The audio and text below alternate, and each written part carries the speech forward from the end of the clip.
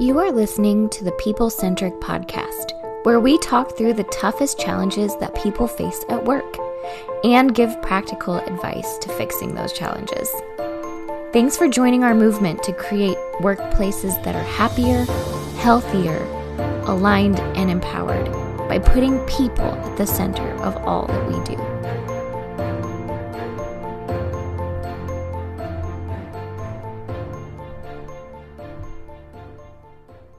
Hey, people-centric leaders. Welcome to the People Centric Podcast. I'm super excited. It's been a while since I got to be on an episode. I feel like it's been a minute. And I've had a couple people say, like, Don, where have you been? We have missed you so much. Why are you not on these episodes? Actually, that is not true. That is not true at all. I have had several people. We've missed you. We've missed your insights and your wit and your random sound effects. And your amount of time to come up with more things to put on the list is what I just picked up. Like, it took you a minute, Diana. There were so many that my brain got flooded, and it took me a second. Oh my gosh, that's so sweet. That's so nice. That's so great. Yeah. Well, I bet I did have a couple people say, like, why are you not doing these anymore? What are you? And I'm like, no, I'm still doing stuff. I'm still around. I'm not even like traveling or been off. We've been busy. We've got a great team. We've got lots of great insights. So I love that we're getting to share all of those insights. But today, so one of the things that we like about this podcast is you get to get behind the scenes of a consulting company. Now, you didn't even know you wanted that.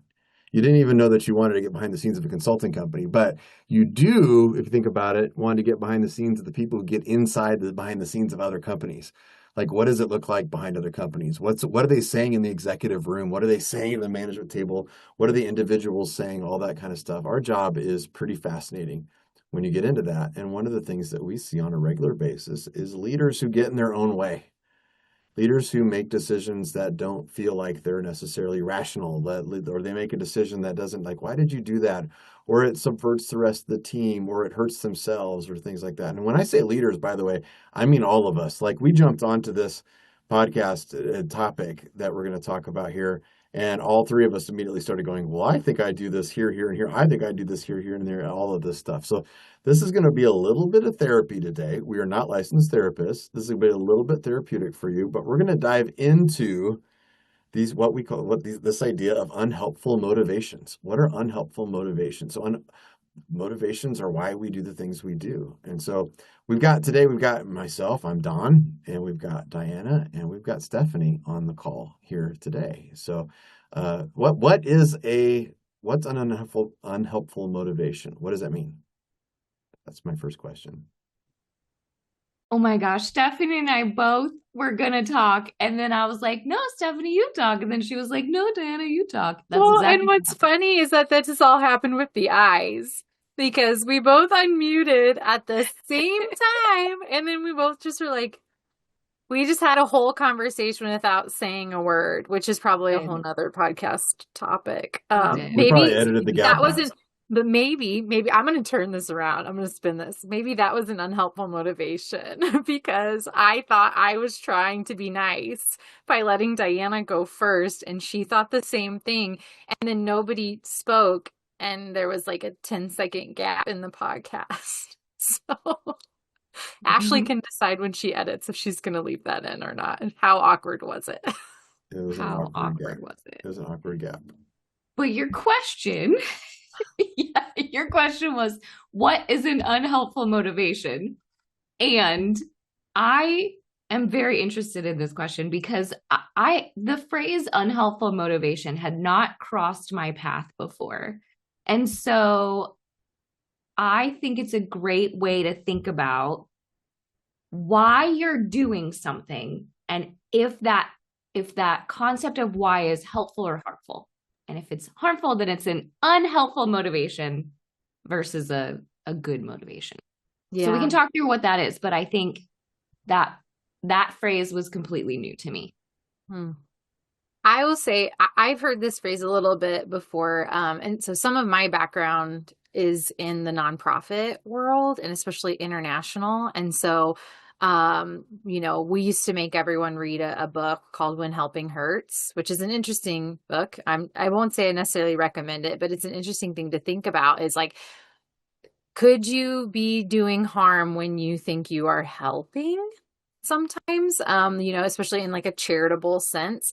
And then I'll also say, I'm someone who's a big believer in therapy and regularly do therapy. And so I think a lot of times like that helps you really dig a little deeper into like either why did I do or not do that thing, and kind of what was that motivating or driving factor for me, and understanding that, yeah, sometimes like we might have there might be a good or clear reason why we did it, but did that actually help me and maybe get me what I wanted? Did it actually help other people in the way that I hoped it would? And sometimes having to acknowledge that even if we knew maybe our intentions were pure, what resulted from that was actually kind of unhelpful. And so I have to now understand like, oh, sometimes my motivation is an unhelpful motivation, even if there's something that in my head is saying, no, do this because it's going to help them. And you may not be aware of it. You may not even know. You're probably not thinking to yourself, well, I'm doing this because of this, this, and this. There's just something pressing you to do or not do something, right? So you don't know. So what is that something? So the concept here that we're presenting is, if you can identify it, if you can become unconscious, or if your unconscious, unhelpful motivations become conscious, then you can spot them and you can literally just let them go.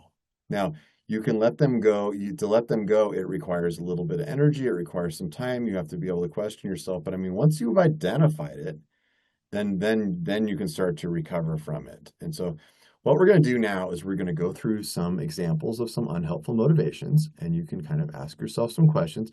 Now, I will say, if you think this is going to be just a quick 20-minute therapy from a podcast episode, no, actually, it takes more. It takes 25 minutes. I'm sorry, we just couldn't fit it all into one episode. But no, this takes some time. This takes some self-exploration to get through some things. But if you're sitting someplace where you want to take notes, you might want to hear a little bit just to be able to say, these are some of the unhelpful motivations, which ones kind of speak to me. Also, as pro tip, sometimes we see people who will get focused on one unhelpful motivation and forget about another one. You might have one that's on your radar and one that's not.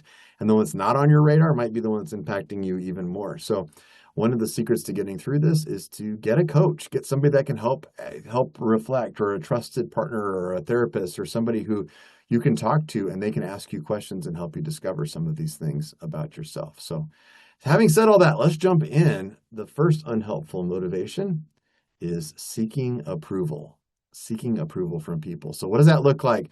So it's like, if somebody asks you to do something, you always say yes, even though you don't have time, because you don't want the other person to be mad at you. I'm going to do it no matter what they say. I'll do it for it might be buying expensive things to impress other people. You're really worried about how you show up. Do people like me? That kind of a question. Like, so how is that motivation helpful? Because there's some of that seems not like bad thing. Like, if I don't care if people like me or not, that seems bad. But how is that motivation helpful or unhelpful?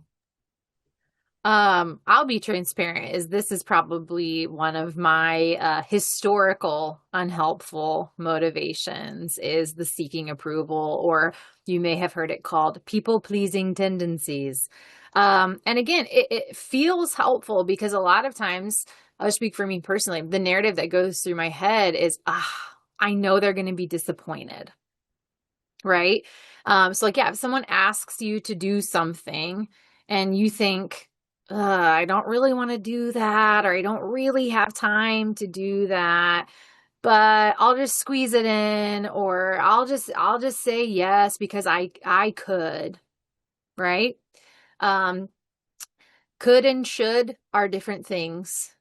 So for those of us that are people pleasers, noodle on that one a little bit. Could and should are different things. And so I think it feels helpful because maybe I'm going to meet a need right there in that moment. I'm going to give you something you need. It would help you if I did that. And so it's true. Sometimes like the people pleasing does genuinely help other people. But for those of us who struggle with that seeking approval, that little dopamine hit of I just helped you usually wears off pretty quickly. And this is where I see myself in the past or other people that have those people pleasing tendencies getting really burnt out in work or in relationships. They get burnt out because they start feeling like, well, now I'm doing everything for you, and it starts feeling not reciprocal, or I'm really truly taking on more than I can handle or more than I have capacity for. And I have painted this picture that I am the capable person who can handle anything. And that's just not true for anyone. Like we all just we have our limits. We've got plates, right? Metaphorically, there is just a certain amount at any given moment in time of what I really do have capacity for. But we are often so afraid of upsetting someone or disappointing someone or of having to like face their reaction if I say no. And I'll just, again, like maybe some free therapy tips for me today is like their reaction to your no is not your problem always, right? Now, again, this has to still be helpful. You need to say no the right way to things. But if you find yourself saying yes to things and then like regretting it often or wishing you hadn't or thinking, well, now I've done too many things and now I have no time and space for myself, and you're starting to feel resentful of other people in your life, you might be struggling with this one. Yeah, yeah. I like that. That's a good summary for all of that stuff. So you can see where it's not terrible all the time, but it also can, if it becomes the driver, the big motivator in your life, then it becomes a problem, right? So another one that comes up here is avoiding discomfort. Avoiding discomfort. And that shows up different ways. It could show up by maybe you're procrastinating an important task because it feels really hard or stressful or whatever it is. It could show up because you're avoiding a difficult conversation because it might be awkward. I'm afraid to give this employee feedback because then they won't like me, or I'm going to a coworker, or I'm going to avoid this thing, whatever that is. Avoiding discomfort. So that we see people who do that, and then you don't get to deal with the problem, right? You avoid the problem altogether. So how does that bad? I'll jump in again. I know I'm talking a lot, so Diana and Don, jump in over me any point. But I'd say I'll share kind of a recent example of when I was coaching someone of seeing them do this. Is there were situations happening in the business that were uncomfortable, right? Where it's like, this isn't what we'd want it to be, or employees were sharing feedback that they didn't like things. And I started observing this leader just making some really fast decisions about those things. So whenever discomfort was present, they're like, well, here's the solution. There we go. We do it. And I started watching this pattern of that. And then also kind of evaluating those decisions. And to be incredibly honest, some of them were good. Some of them were not helpful to the company. And if we looked at a zoomed out, it was like, hey, I think you need to look at that one again because this might be hurting you, right? In the longer term. So yes, we might have just avoided the discomfort because we don't have to deal with that now. We solved it. Or now I don't have to hear that employee complain about it because I fixed it. But we didn't really look at the fix we were doing and saying like, yeah, okay, so this might have fixed it, but is it a long-term fix? What is the impact of that fix over time? Can we even afford this fix? Is that something we even want to offer? Right? Is that a benefit we can actually maintain with a good amount of fairness for the entire team, for the organization? And so I think I was just observing this leader just like, they're very uncomfortable with discomfort, and anybody being unhappy or uncomfortable or just like, they're like, oh, that's frustrating. Nothing should be frustrating. Things should be easy in business. So let's just fix it. Which I like the avoiding discomfort is the motivation, but the reality is you're just delaying discomfort, and delayed discomfort makes it even worse, right? A lot of the clients that do this, or a lot of people that I know that do this, when you do this, you're creating bigger problems down the road. Right. So what other unhelpful motivations are there? I think another one I see have often, and this is one I'm curious for you to talk about too, Diana, because I feel like we've had some conversations about this of what we see, but the desire for control of like, I think we'll That's a good see one. people where it's like uncertainty feels uncomfortable of like, I don't know what's going to happen. I'm unsure of how this is all going to parse out. And so we'll see people just kind of like take on more or take things back from people, and they're not delegating, even when maybe like outside looking in, we could see that that would be helpful to them and their team. Yeah, this is a big one. I think I love talking about all of these unhelpful motivations because I can justify and have good intent behind every one of these. And I think that's just an important distinction, right? Like, I'm going to admit one of my unhelpful motivations is a desire for control. Um, and I can say, like, I know Don's like, shock, what? Shocking. Um, I can say that that stems from a ton of different places, right? I'm also a perfectionist. I like things to go really smoothly. I like to have a process and everything in its place. Um, I also am kind of like an anxious human. And so the control makes me less anxious. So, like, there's lots of different motivations behind the unhelpful motivation.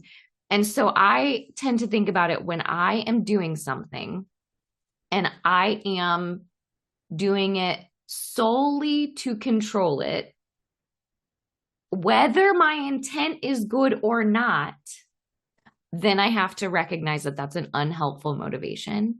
And what is that control, Bethany or Stephanie, to your point, you said, what is that control doing that is good? And what is that control doing that is bad? And I think in a lot of those situations, if we can split the good from the bad and recognize that, like, oh, I'm doing this so that I, you know, can micromanage everything and it will go exactly the way I want it to go, then that's unhelpful to everyone else around me and to the situation itself. And so I think you have to kind of like get rid of all of the good intent in those and recognize that that is a bad driving force. Yeah, I'll add on to that. One question my therapist has asked me before when I'm, trying to explain to her and justify why I have said or done something or why it happened the way it did. And a good question she'll ask is like, yeah, but what did that cost you? And I'm like, ooh, whoa.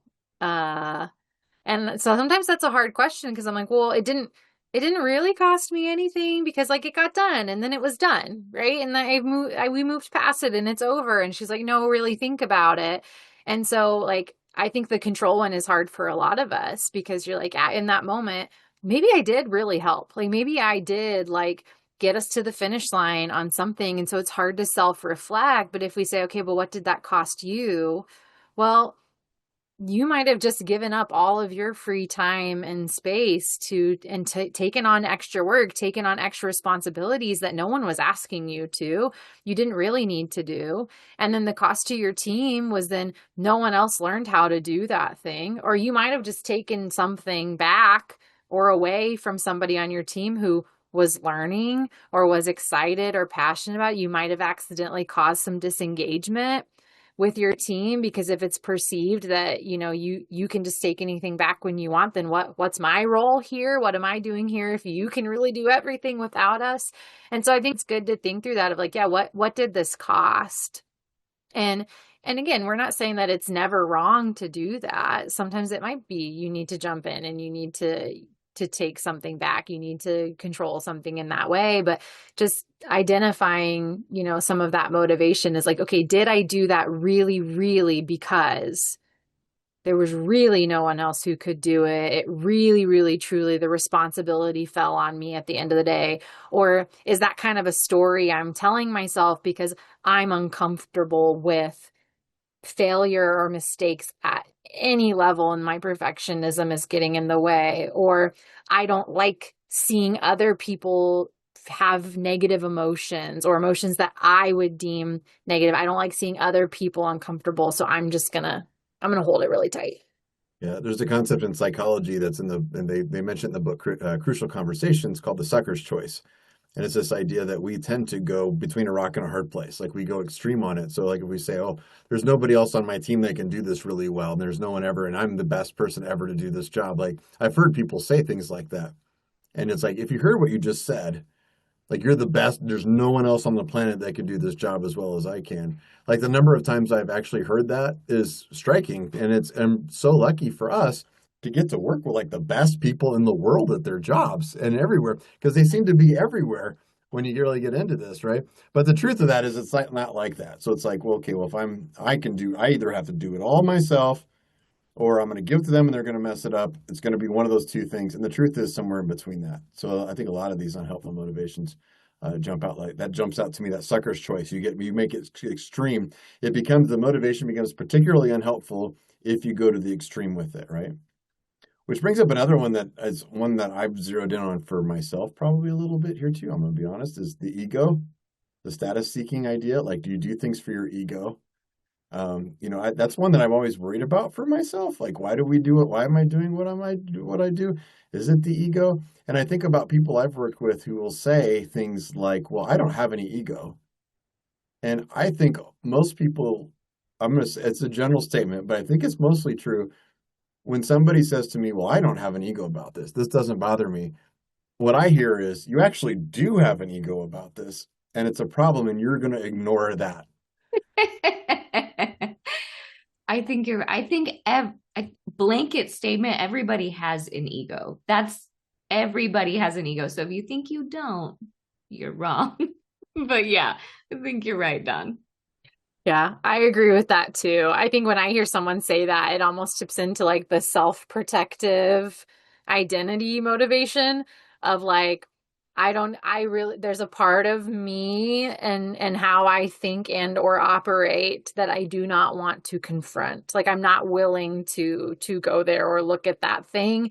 And so that's tapped that and it starts coming out like ego, right? Where I'm like, oh, well, I'm beyond that. I'm above that. I don't even think about those things. And you're like, maybe you should, though. Maybe you need to take a peek at that. And we're not saying anyone's wrong, right? You still could be making the right decision doing these things, but I think it's taking the moment to reflect of like, is my motivation here really helping me and helping others? Is it helping me be successful in the ways that I want to be? And I think that's the ego one.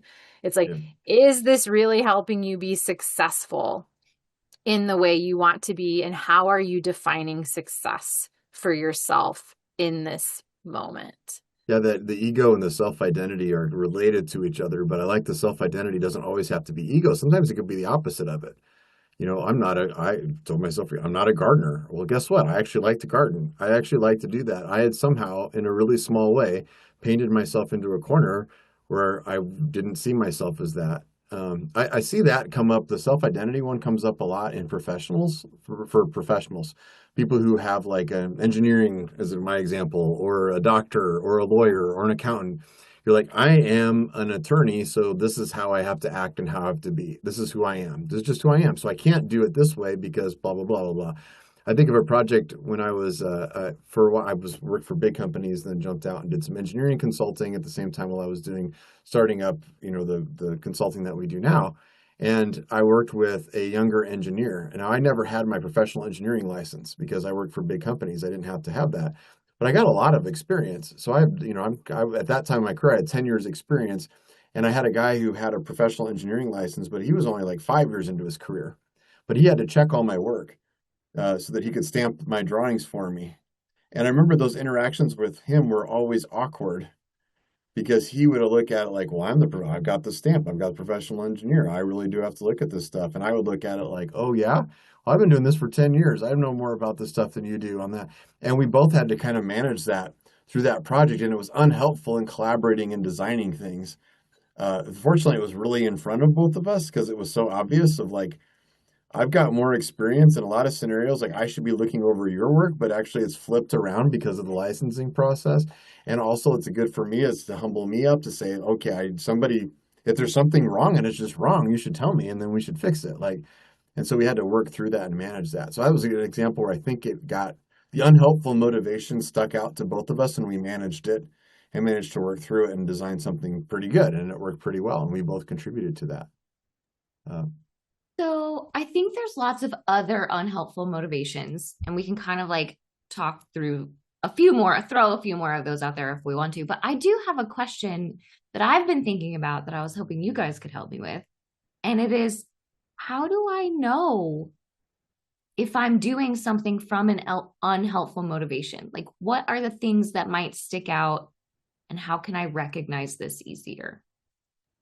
It's a Sorry, great I just question. put that out there. No, Diana, I have the same question because like when we started talking about this concept, you can't talk about this one without zeroing in on yourself, right? I think. Yeah. And by the way, if you're not, one of the unhelpful motivations might be kicking your butt right now. Like if you're thinking of everybody else, I'm also going to say like, you should, you should dive into this. So it's natural to think about yourself and they're like, and if it's unhelpful, how do I know it? Like, wouldn't I work around it if I didn't know what the unhelpful motivation was? So how would I know it? And it occurs to me, like one thing that occurs to me, are you getting results that don't make sense to you? Like, are you stuck in something? Are you something coming around over and over again? Because anytime I sit back and I look around me and go, why is this whole team broken? Or why is this thing never work? Or why is this always happening? And you realize the common denominator is me, then I'm like, well, what am I doing that's preventing that from working? And why am I doing that? Like, what doesn't make sense? And the other thing that strikes me too is this is why we need each other. Like, this is why you need trusted colleagues and you need trust. I mean, Diana, you and I have like weekly meetings where we dive into things and we share things. And you and I have built a lot of trust, not because we get along all the time, but because we call each other's stuff out, right? We can say, Don, I don't know. Why did you do that? Why did you make that decision? That was a weird decision. I don't understand where you're coming from on that. And sometimes when we do that, like I've asked you that question, then you'll point something. I'll be like, oh, that makes total sense. I understand that. Like that. Now I get it because you have that different perspective. But sometimes too, I know you called me out on things like, why are you doing that? And I'm like, I don't know. I did that just to work around this other thing or something. And I'm like, I didn't really even think about it. My mind just went straight to that decision. So it strikes me like looking at results and then partnering for performance is a big piece of that. But I don't know. I had the same question, Diana. Yeah. Yeah. I love the like partner for performance because I do think others can help you see what you don't see in yourself and just reflect back some things. But I was kind of trying to ask myself a question of like, how can I like reframe my decisions or something? And I think the question that I came up with for myself is, what would I do here if I were acting from purpose instead of some other motivation? And so I'm kind of trying to like reframe it of like, if I was acting from my purpose, would I still make the decision that I want to make? Yeah, I like that. Yeah. The other one that strikes me is somebody else who goes through therapy. I think a lot of what therapy is you go backwards in your life and you explore situations and then say, if that happened to you, how does that impact you today? Because a lot of these things come from things that happened to you in your past. So if you had somebody that messed you over badly that you really trusted and you don't trust them anymore, then it could trigger one of these motivations that are negative to you. And if you're not aware of it, but you look backwards at it and you say, well, that could be there. Is it there? And then you start questioning, is it showing up in my life? That's I think I just described my experience with therapy. That's how that works. You go back and you're like, hey, I was thinking about in third grade when this thing happened.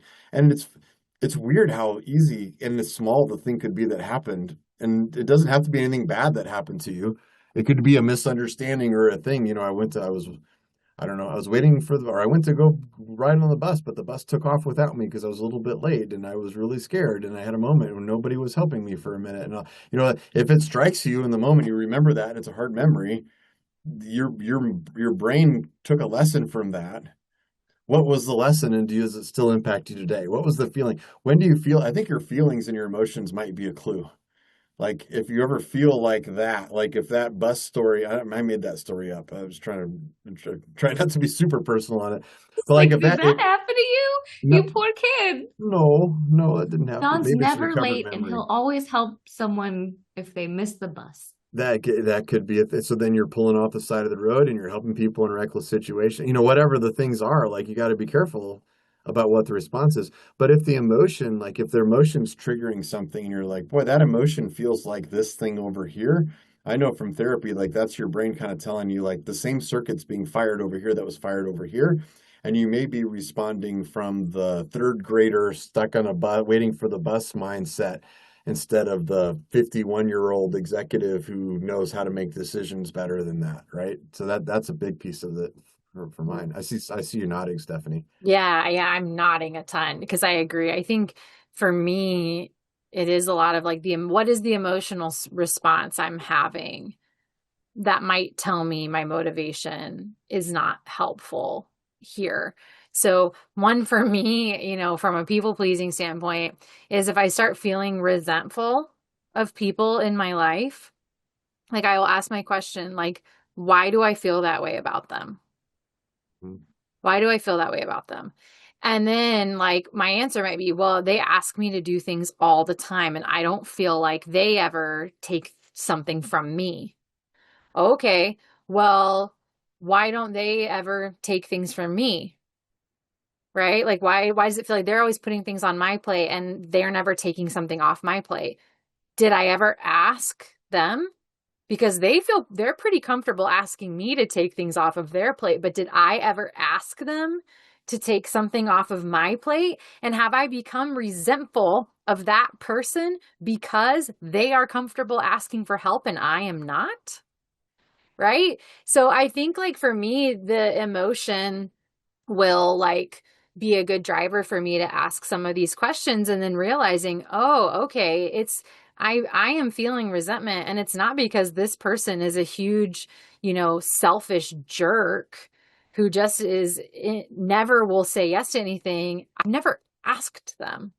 I've never asked for help. I've never expressed that I needed help. And maybe I've never been honest with them to say, actually, like, I can't take that on. I can't do those things because, maybe I want to be perceived at work as the person who is really competent and really skilled and can handle anything. But the reality is like, I can't do everything. Right. So I think sometimes the emotion, like I'll ask myself if something feels like it's bugging me, I'll kind of start with like, why is that bothering me? Like, why is that bugging me? Why can't I let that go? Like, why am I feeling frustrated or annoyed with somebody on my team or in the workplace with a client? Why is that one bothering me? And then, yeah, you probably will start hearing yourself talk about the other person first. Well, they are this, they are that, they did this, they did that.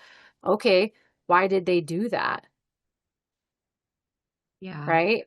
Why did I say yes? If I knew I didn't want to do that thing, or why was I so quick just to find them a solution instead of asking more questions about that? And I agree with you, Don. A lot of this is usually like retrospective. I personally think it's hard to do this in real time.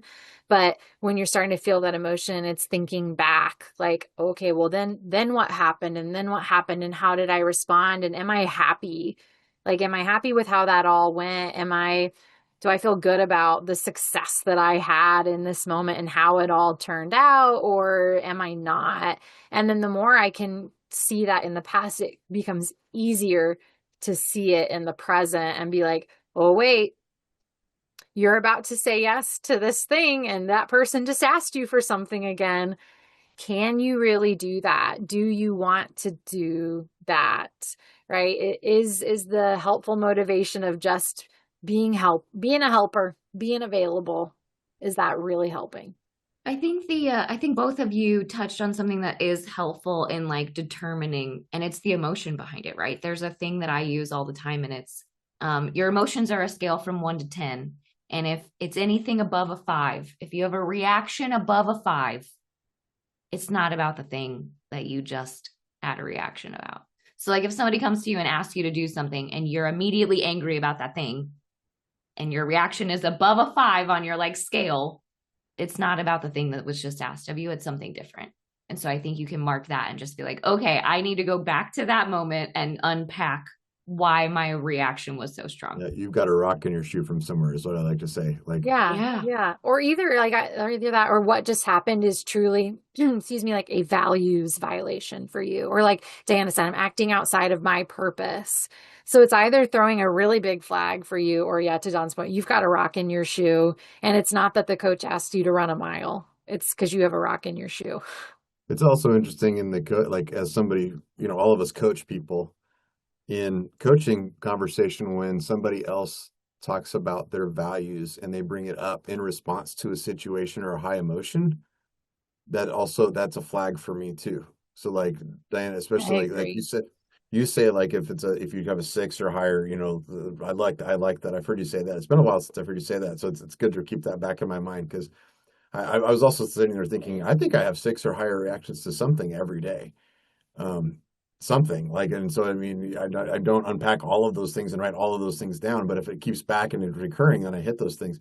But sometimes I will hear people say, like I had somebody say, like I want my team to do things right, so I really lean in and I tell them exactly what to do. And I say, well, why do you think why is it so important for you that they are right on what they're doing on? And he leans in and he goes, that's a value of mine. Like that is we have an ethical responsibility. Like he started using language like that. That is unwavering language. That is hard language.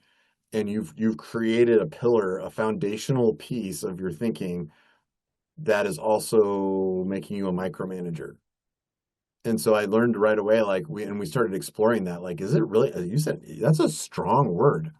It's you have an ethical responsibility for your whole team to be right about everything. Are you right about everything? Are you constantly unethical? Like, is that, and so we kind of poked through that. Like, and by the way, your team's not right about everything because we've talked about all the mistakes that your team's making. Is that ethical? What is the core ethics here? What is like back that, like unpack that for me and try to explore that. So I really, really like that. Yeah. This is a topic, and I realize we can almost take each one of those things and break it down into a whole different episode. I don't think we will, but we could really dive into each one of these things. Like, why do you have fear? But I think the punchline for all this for everybody is realize as you're making decisions, if those decisions don't make sense, if it's not getting the results you need to get, if it's creating high emotion for you, if it doesn't align with your values, if it doesn't align with your goals, it's creating consistent problems for yourself.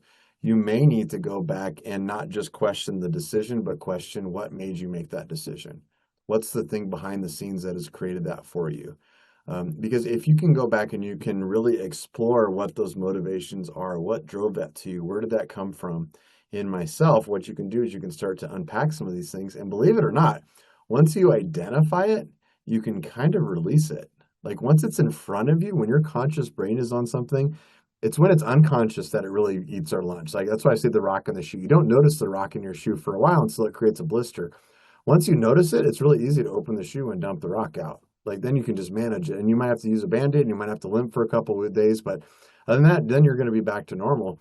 It is like the first big step is identifying it and then just saying, now I'm just going to work to let it go. I'm going to be nice to myself. I'm not going to beat myself up for feeling that way, but I'm just going to work to try to put it down. And I'm going to need some help. And you might have to tell other people about it and say, hey, if you see this creep back in, help me with this. I'm trying to rewire my brain to think a little bit differently, which takes practice and habits. But once it's in front of you, you can improve. Other thoughts on this topic as we wrap this up? I like this conversation. I will say that I struggled with a list of unhelpful motivations. I struggled with what are those things? And I just Googled it and I got a list and it really helped me just line out some of the things and see exactly what those things might be. So if you are struggling with what else could this be? Because we only named a few, Google it. You'll find a whole list of unhelpful motivations. Yeah. I agree. And I know we've said it a couple times, but sometimes it's helpful to have a thought partner for this kind of thing and to help you just process, why am I thinking this way? So for some of you, that might be journaling. If you're not as much of an external processor, is write it down and kind of map out okay, well, how did I get to that point where I felt really frustrated, or that a big emotional thing happened, or like, are there patterns, right, that I'm not realizing I'm living in, and unintentional habits I've created that have created this? And then for some of you, again, we mentioned this, like, some of you could be really helpful to have a coach or a therapist or a trusted person who could help you verbally process through, like, yeah, why do I get stuck here? Or why do I keep getting this reaction from other people? Is there something I could be doing differently? So that'd just be my other thought out there, is like, sometimes it is hard to do this on your own. You might need to tap in a buddy to think about some of this. Yeah, I like that. Once again, we're kind of going back to yourself, right? If you can work on yourself, your own leadership skills, you can do a lot of better things for your team. And that's very people centric. How was that? Does that a good tie-in? That was good. I probably shouldn't have spiked the football here at the end by saying how awesome was that tie-in. I think my ego motivation might have just kicked in, and now I'm patting myself on the back for that one. So maybe we'll just move on. So thanks a lot for joining us on this People Centric podcast. Let us know if you've got other ideas that are out there. Also, by the way, just putting this out there, if you really love the stuff that we're putting out, we have a book out. We have a book out that's now out there. It's out. You can get it on Amazon. You can go check it out. It's called Becoming People Centric. It talks about the systems that you can build to align what your people need and what your organization needs, and to build a really great culture of engagement. And so go check that out and let us know what you think on that. But if you like our stuff, go check out our book, Becoming People Centric. And we'll catch you on the next episode. Thanks, everybody. Thank you for listening to the People Centric Podcast. We are so grateful for you joining us every week. If you like this content, please like and subscribe. Also, feel free to share on your social media with everyone that you know. It really does help us. If you would like to contact us, I have put our information in the show notes. Please reach out anytime. We love hearing from you. We will be back next week with a new topic. Until then, be well and lead well.